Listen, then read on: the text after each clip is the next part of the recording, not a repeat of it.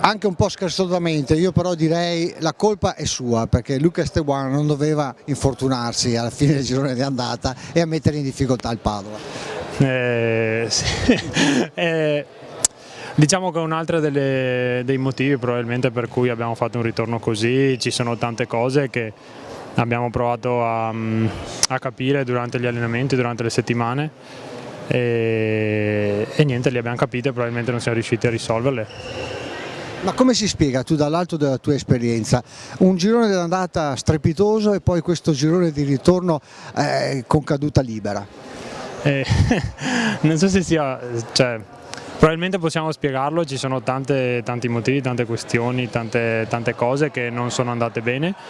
Il problema forse più grande è che non siamo riusciti a risolverle strada facendo ed oggi la partita insomma lo dimostra. Abbiamo fatto un primo tempo forse non alla nostra altezza, non come ci aspettavamo.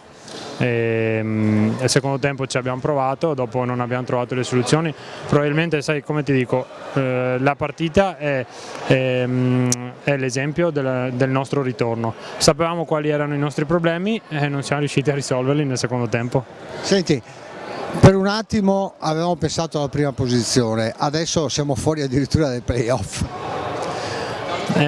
Sì, per un attimo probabilmente ci avevamo pensato a ottobre-novembre, quando ne abbiamo parlato ti ho detto vedremo a fine febbraio, a febbraio dove siamo e lì faremo i conti.